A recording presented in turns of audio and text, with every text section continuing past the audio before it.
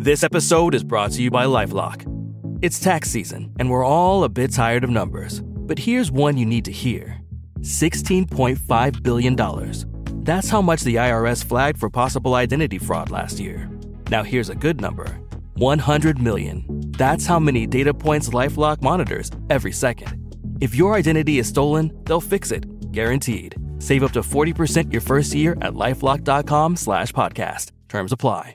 You just relax and take a step back. If you are calm and you don't freak your kid out about everything, they're going to come out to be a better, more well-adjusted human being than if you're the person sitting there, screaming at them from the stands in sports and making them take 3 hours a day of violin practice. I don't think any child ever really turns out healthy or normal from those circumstances.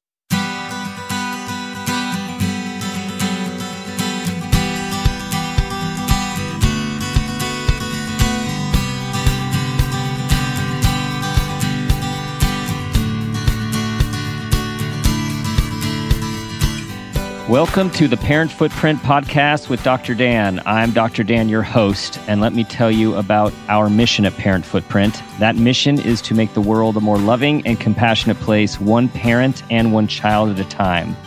We believe the key to raising happy, healthy, and engaged kids is for us parents to seek the same in our own lives: happiness, health, and engagement. Additionally, we firmly believe that awareness is the foundation for your vision of successful parenting. And with increased awareness and intention, we can be purposeful about leaving a healthy footprint on our children. Today's show is called Zombies, Ostriches, and Unicorns, Oh My! And I'm excited to introduce you to our guest, James Breakwell. And I have to tell you a bunch of stuff about James. He's a professional comedy writer and an amateur father of 4 girls, ages 8 and under. He's best known for his family humor Twitter account at Exploding Unicorn, which boasts more than 1 million followers. And his account went viral in April of 2016 and transformed James from a niche comedy writer into one of the most popular dads on social media. And since becoming internet famous, he's been profiled on virtually everything: US Today, US Weekly, you name it. Buzzfeed, Huffington Post, and he and pictures of his kids are spread all over the world as far as India. He was named 2016 Blogger Dad of the Year, and he has published 2 books with several more planned. I love the names of these books, which we're going to touch on these topics today. Only Dead on the Inside, A Parent's Guide to Surviving the Zombie Apocalypse, and Bare Minimum Parenting, the ultimate guide to not quite ruining your child. And his newest book, which we're going to talk about, How to Save Your Child from Ostrich Attacks, Accidental Time Travel, and Anything Else That Might Happen on an Average Tuesday. James, welcome to the show. Hey, thanks for having me. I'm excited to be here. So you are an amateur father who has now become a world-renowned parenting expert. How does that happen? Well, I'm definitely not an expert. I'm just a person who writes about parenting. But yeah, just you get that kind of audience or attention just by failing very publicly. I think that's the key. You turn parenting into a spectacle. But these are definitely struggles we all have. We all have kids who we just, takes hours of negotiation to get them to finish their dinner or put on that one last sock, 'cause 2 is too many socks apparently. And I just, I got a knack for kind of condensing that down to 280 characters and sharing that with the world. In a succinct way that grabs everyone. And I just seeing the titles of your previous books, now our kids being almost 16, 18, and 20, those early years are so still etched in my brain. And the ideas of like literally walking around and you're trying to present a cohesive front at work and with your friends, and you're totally sleep deprived. And I remember one day being at the park, and I don't know where my wife was. I was on kid duty, and I had one I was holding, one I was pushing on the swing, and the other one was running around, and I wanted to make sure that like he didn't fall off the top of the play structure. And we had been up 5 times that night for various reasons. And I remember just thinking, how did my life turn into this? Like, when did this happen? Like, I used to be someone. And so it transforms us in many ways, doesn't it?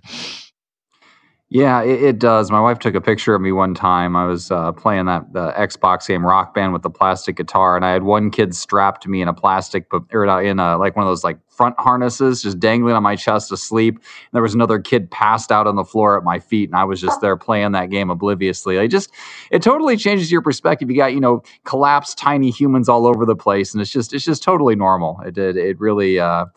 Weird takes on a whole new meaning once you're a parent. Did you find yourself ever resisting it before embracing, or still in the process? No, I kind of had a running head start because I was uncool to begin with. So I didn't have as much ground to lose as most people. I just kind of sunk right in and thought, okay, yeah, I can continue being lame and being a homebody. I got this. So when did you start? Was there a moment when you started to take your writing and blogging and tweeting to focus on your parenting and the kids? Yeah, I joined Twitter around 2012 to promote my blog, and at that point, I had a mere 2 kids, and I had been kind of writing about everything and anything on my blog, just whatever I could think of for comedy articles.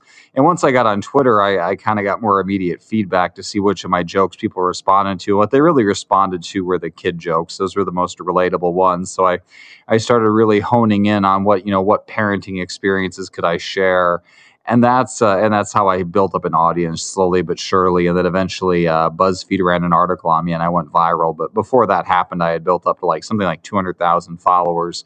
So it was an acquired skill to really figure out what were the universal experiences. And what I kind of found is the weirder a tweet, the more people could relate to it, because everybody's kids are weird. We're always afraid it was just our kid who did that one weird thing, but it wasn't. It was all of our kids. They're all in it together. So did you ever think that you would be creating community and normality when you set out on this path? No, I was kind of in it for selfish motives. I just wanted to build an audience and get to a book deal and support myself that way. But I didn't really see this coming together happening. But it's kind of nice to have a positive side effect rather than a negative one. I'm not like a factory spewing out pollution or something. My side effects are accidentally good. I get emails from people all the time saying that my tweets helped them through a hard time, or I brightened their day when they were when things were looking down. So it's been really affirming to see that. And it was totally unexpected. And when I was talking about at the open here about the Parent Footprint mission to be, for us parents to be engaged and happy and healthy in our own lives, the other thing that was crossing my mind and thinking about our talk and your work is humor. How critical humor is not only to life, but when you're raising these creatures that totally humble you. Yeah, if you can't laugh, you're going to have a mental breakdown. So you really got to learn to not take it so seriously, because they will test you. They will push every button you have. They will invent buttons that aren't even there. And so if you don't have some kind of coping mechanism, you're going to be in trouble. For some people, that's wine. For me, it's humor, and it's worked out okay so far. So let's take us through the themes of your books, and what I want to start with on Only Dead on the Inside, A Parent's Guide to Surviving the Zombie Apocalypse. So tell us where that came from, and what are the key messages that we need to unpack there. So that was what I wrote after I first went viral on Twitter, and everybody kind of wanted me to write a traditional parenting book in line with my tweets, and I didn't want to do that. I had to be difficult. So I went for something that hadn't been written yet. So I went for a mashup of a zombie survival guide and a parenting book. So there weren't any parenting guides for the zombie apocalypse out there at the time. And it fit too well, because every survival guide that was out there kind of assumed you were this young, fit millennial on your own. But what about if you're dragging 1 or 2 or 3 or 4 kids through the apocalypse? And so I took just regular parenting situations that are hard enough on their own. Getting your kids in the minivan, getting your kids in the grocery store, keeping the house clean, all that stuff. And then I just flung zombies into the scenarios to see what would happen. It was kind of amazing. And what I discovered is parenting in the zombie apocalypse isn't that much harder than parenting already is. Like, we're kind of at the max difficulty level already, and throwing a few zombies into the mix doesn't really change all that much. So I do have the image of dragging, kids on you. And so what do we need to do what I'm hearing is best practices for surviving parenting in a zombie apocalypse are actually best practices for just surviving our everyday parenting lives. Yes, basically the skills you practice every day will help you survive the apocalypse. I mean, even things that you've already got, like a minivan is the ultimate apocalypse survival tool. Staying home with your kids, which you probably do anyway because, it's so expensive to take kids out and they're a disaster in public. Like staying home is the best way to survive the apocalypse. And there were all sorts of things like that, like a messy house. If you have a messy house and a zombie breaks in, it's going to trip and fall and break its leg. Like all the hazards that are already there will actually keep you safe. So yeah, it's if you are keeping kids alive successfully right now, you are definitely ready for the zombie That's apocalypse. just a win. That's a huge win. So exactly. Give us like 3 things that we need to do when the zombie apocalypse comes. It'll make me go back 2 books ago. It'll come. I think, one of the things is food. So kids are super picky eaters to start with. And when the zombie apocalypse comes, the good thing is the electricity goes out. So you get to eat all the fun stuff from your freezer. And after that, like my kids right now, it's like if they have a choice between like eating something that's not their absolute favorite food or starvation, they'll choose starvation. Right. So I definitely advocate just loosening the food standards in the zombie apocalypse. Let kids eat whatever they want. If they want to eat dandelions, if they want to eat dog food, whatever. Then I wrote this when my kids were a little bit younger. My kids were just fascinated with the dog bowl and the dog food. And it's like, you know what, in an apocalypse scenario, I suppose that would probably be okay. Don't get too upset if they want to go that direction.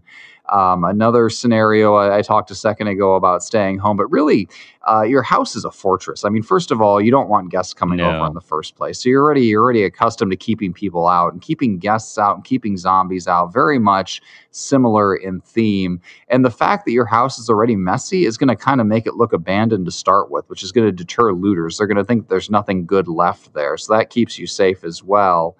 And then for a third tip, let me think through here. I go through the opening day, like when everything starts. And I think the most likely place the zombie apocalypse is going to start is a daycare, because it's just a petri dish for every disease known to man. Yeah. So if we're going to have something that brings the dead back to life, it's definitely going to start there. So, be on your toes every day when you drop your kids off at daycare. Look around for zombies, see if any of the kids are eating other kids, because that's going to be ground zero. And you're going to find out before anybody else that the zombie apocalypse is starting. Very helpful. Okay, you hear that, everyone? Like, get rid of the food expectations. Dog food, goldfish, that whatever's in the freezer, like that's great. Stay home. Don't let anyone in because there's a lot of zombies out there. And then be careful at the daycare because there's a lot of different interacting viruses and bacteria there. That you never know. That's where things happen. Okay. So now we're moving on.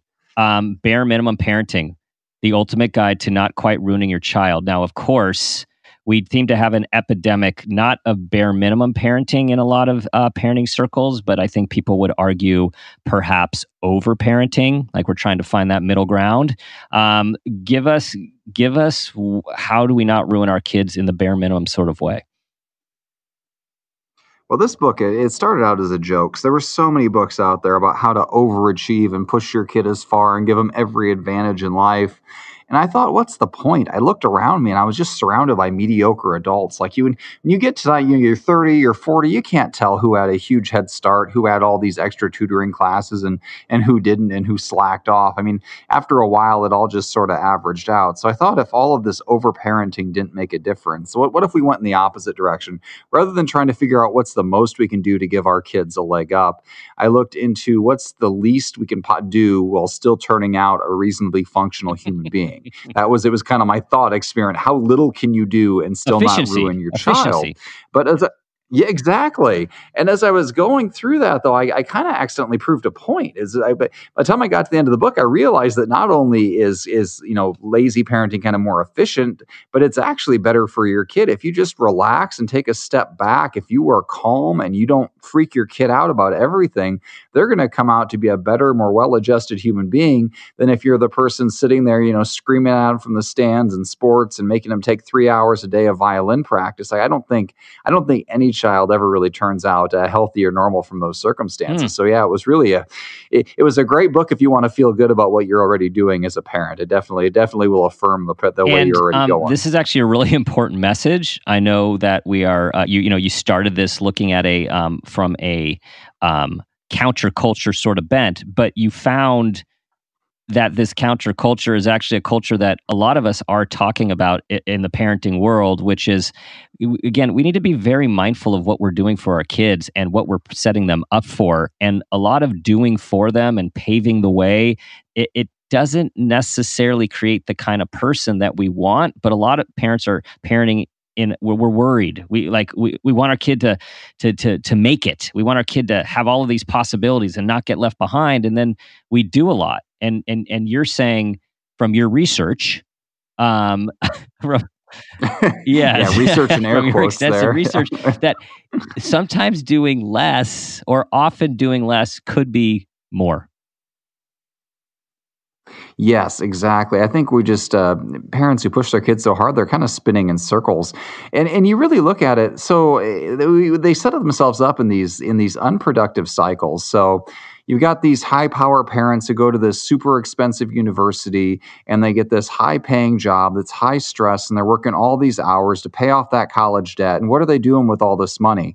Well, they move into the most expensive school district they can so that their kid can get into an expensive college that then they have to pay for as well. And what are they going to do? And what's the point of the expensive college? They don't send them there so they can be happy. Like, you don't measure success coming out of Harvard and how many smiles you have a day. You measure success in what you make, like in money. And what do they use that money for? They use that money to push their own kids hard and get into the expensive school district and put them in.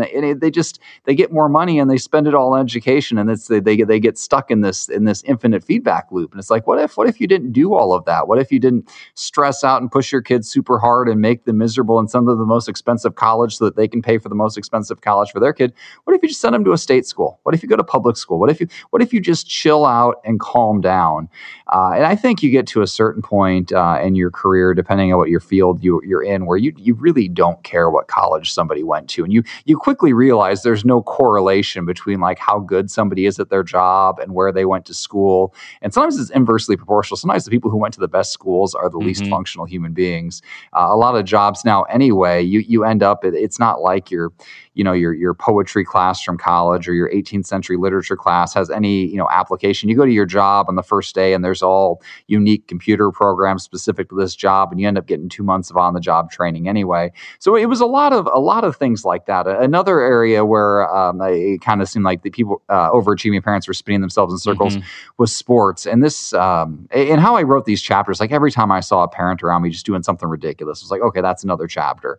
But there was somebody around here who was, they were like flying around the country to take their kid to these volleyball tournaments. But they're like, oh, it's going to pay for itself. They're going to get these scholarships. It's like, if you took all the money you've spent traveling the country and paying entrance fees and getting hotel rooms and booking flights and just saved it, you could have paid for your kid to go to college. It just, the way that we put this overemphasis on sports and the hope of like buying a lottery ticket to pay for college, it doesn't make any sense. And even if you do, I was a college athlete, I was a walk-on, but being a college athlete is a really bad deal. For like, when you compare the number of hours you put in for like the value of the education, you'd be better off getting a minimum wage job, especially when you factor in all the unpaid hours you put in from like kindergarten through your senior year of high school.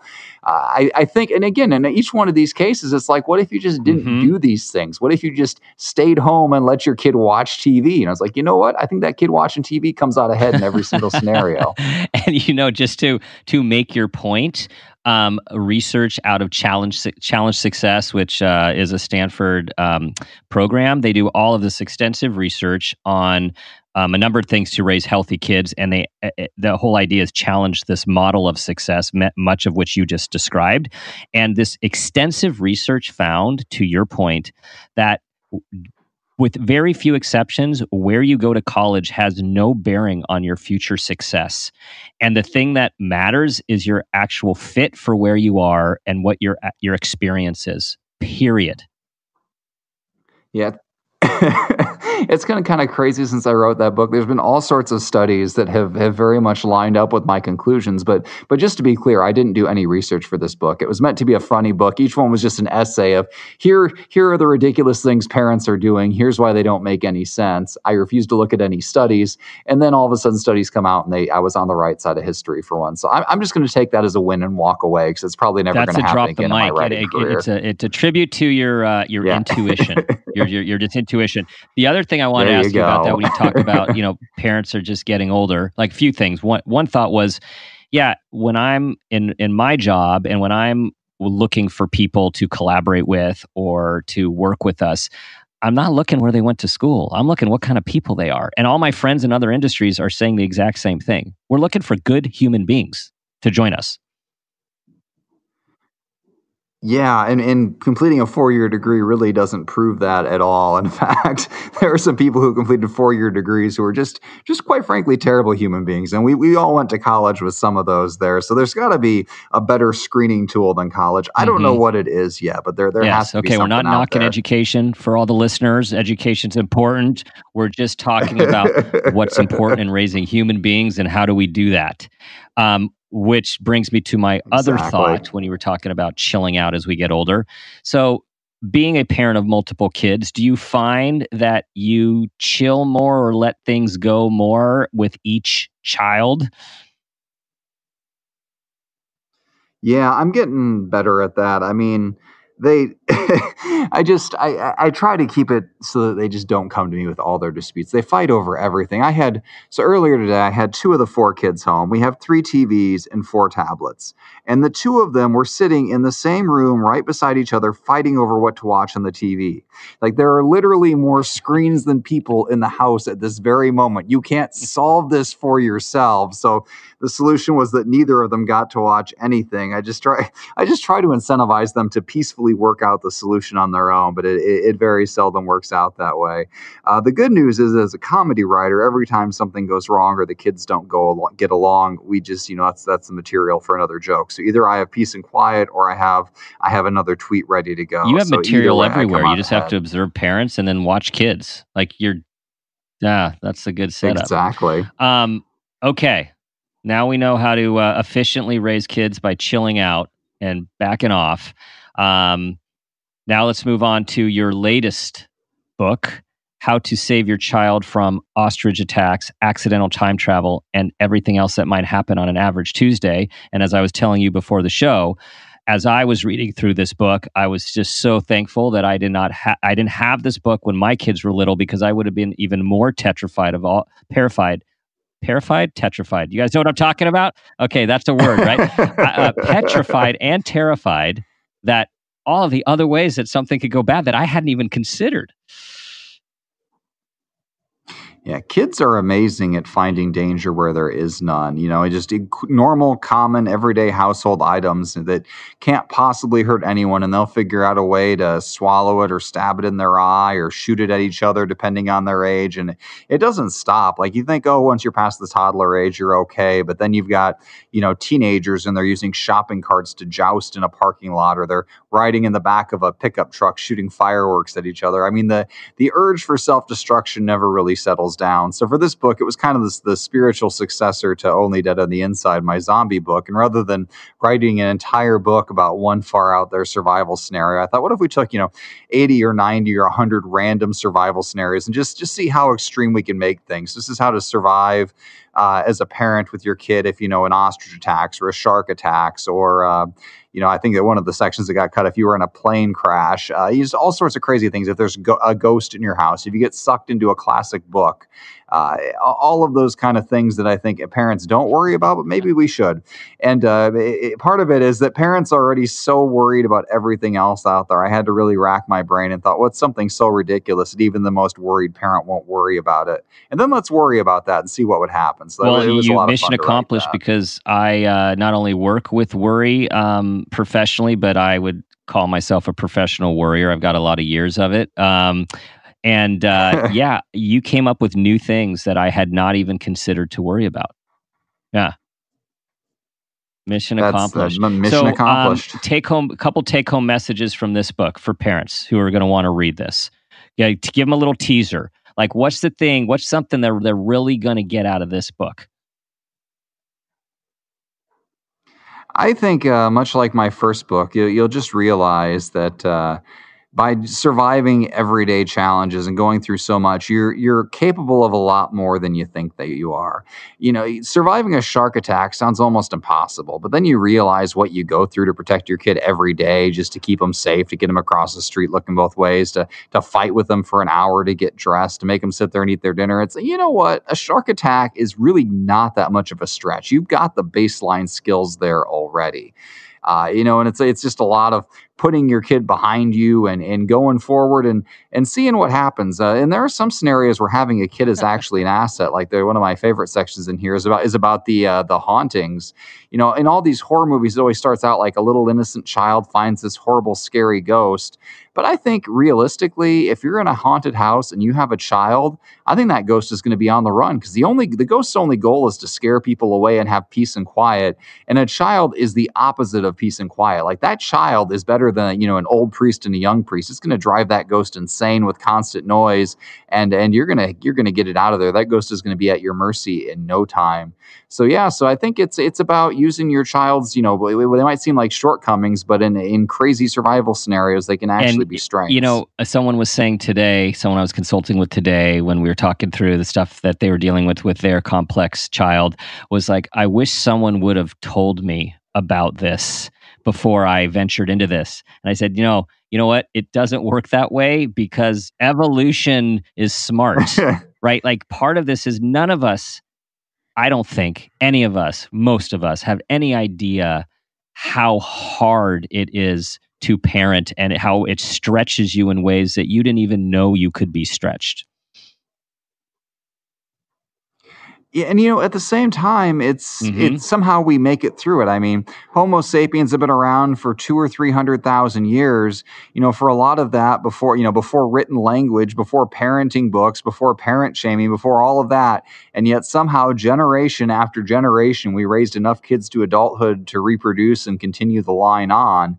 If our caveman ancestors could make it, when there was a very real risk of your kid being eaten by a saber-toothed tiger, like, I've got to think that today, relatively, as much as we complain about the dangers and the struggles and the challenges, like, I'm not worried about my kid being eaten by a giant prehistoric bear. Like, we've got it pretty easy relatively, and we just got to square away these last few challenges with ghosts and gremlins and all that, and we'll have it made.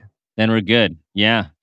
So guys, exactly. All of you out there who are having those normal parent worries, listen to James' words. We no longer, we don't have saber-toothed tigers and prehistoric bears around the corner eating our kids. We need to be grateful. Yeah. Exactly. So, what would you say is something that you did not expect to come out of your parenting journey that you now have experienced, like something that just like you had no idea was around the corner for you? I had no idea how much crying would be involved in my everyday You're crying life. Or theirs? Like, in the process of Okay. Oh, usually theirs, sometimes mine. It just depends on the day. I mean, getting dressed seems like the simplest thing in the world. This is a process that my kids have completed literally every day of their lives. So we've got a 9-year-old, a 7-year-old, a 5-year-old, and a 4-year-old. And every day of their life, every day they have had to get dressed. Yet somehow, every morning when they wake up, they look at me like it's some new and unique challenge that they have never been through before. And every day, I mean, at least one of them cries. Like, if we make it out of the house and only one of them was crying, that's a really good day. 2 of them crying is an average day. 3 of them crying is a not so good day. Disaster. And 4 of them crying is a very bad day. And I've kind of become immune. I know a lot of dads talk about their daughters having them wrapped around their finger, but my kids have cried so much over such mundane stuff. You don't even hear it anymore. You don't even hear it. I just tune it out. It's just background noise. I get more concerned if I don't hear somebody crying than if I do anymore. Yeah, exactly. Okay, so James, it's now time for that parent footprint moment question that I know you've been eagerly awaiting for. So tell us all about a time when you became aware of yourself as a parent or as an individual, and that new awareness had a positive impact on your child. So we've got, for pets, we've got one dog and we've got two potbelly pigs. And they, for a long time, they slept in my 7-year-old's bed. But the pigs are getting bigger and the 7-year-old's getting bigger and they don't all fit. So I had to figure out, after training these pigs all their lives to sleep in this bed so we knew where they were all night, we had to get them out of the bed. So for the past 2 weeks, I have been trying to outsmart and untrain two small pigs. And it has really taught me about my limitations. I'd like to think I'm, the alpha male of the house and I have everything under control. And apparently I don't. I had to, I put up all sorts of barriers. I moved beds around. I tried psychological warfare on these pigs to try to get them to sleep on the ground. On this toddler mattress I bought, and they just wouldn't do it. They wouldn't do it. I finally put I put a fence all the way across the room, this like multi-section pet fence, and one of the pigs would just sit there and whine at it, and she would not sleep on this mattress. Like I put blankets on it. She tore the blankets off the mattress and slept on the blankets next to the mattress in protest on top of this rug. And finally, last night, I figured it out. I took the rug and I put it over the mattress so they couldn't see the mattress anymore. So they didn't have anything to protest. And finally, they slept on top of the mattress, hidden underneath the rug. So I guess it taught me that maybe I'm not as on top of the food chain as I'd like to believe. And at the same time, I realized that, I've got to... The kids aren't the only ones to contend with. A pig is kind of like a perpetual toddler. So it sharpened my skills a little bit. It made me realize that to solve these problems, I've got to think like my adversary more. I can't always think like an adult. I need to think like a child sometimes. And sometimes I need to think like a pig. Are very smart creatures. Very smart. Yes. Yes. Well, what you have modeled for all of us is outside the box thinking, persistence, resilience, and tenacity. So, yes. Yeah. It's a very positive way to frame all of that. Okay, James, tell everyone where they can find your stuff and also tell them about your even newer book that's going to be released soon. My most recent book that came out was How to Save Your Child from Ostrich Attacks, Accidental Time Travel, and anything else that might happen on an average Tuesday, as you mentioned a minute ago. And you can find that at most online retailers and most major bookstores. You can find me at my website, explodingunicorn.com. I'm on Twitter, Exploding Unicorn without the E, or you can find me on Facebook. Just search for James Breakwell, Exploding Unicorn. I'll pop right up. And I'm James Breakwell on Instagram as well. I've also got a pretty popular newsletter where I write out my adventures every week in long form, and you can sign up for that on my website or at the top of my my Twitter account on the pinned tweet. And I have another book. It's a guided journal for kids that's coming out in a couple months here called Prance Like Nobody's Watching, How to Live Like or a guided journal for exploding unicorns. And it's for a middle grade crowd. It's got some funny writing prompts and some drawing prompts and things like that. Rather than writing about kids for a change, I'm writing for kids. So hopefully that one hits the mark. James, thanks for your perspective on parenting, a much needed perspective on parenting for us to be a little lighter, look at things a little differently, take a step back and chill out a little bit and know that we Homo sapiens have been keeping our kids relatively intact for a very long time. So if our ancestors can do it, we can do it too. Exactly. Well, we'll end this on a positive note. Yes. All right, guys, that concludes our show, Zombies, Ostriches, and Unicorns. Oh my. Check out James Breakwell's stuff, and it'll help you think differently and help you laugh, which we all need to do on this parenting journey. As always, think about the person you want your child to become. Try to be that person you want your child to become. They're always watching.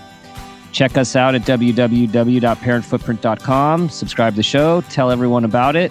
And ask yourself that guiding question, what footprint do you want to leave?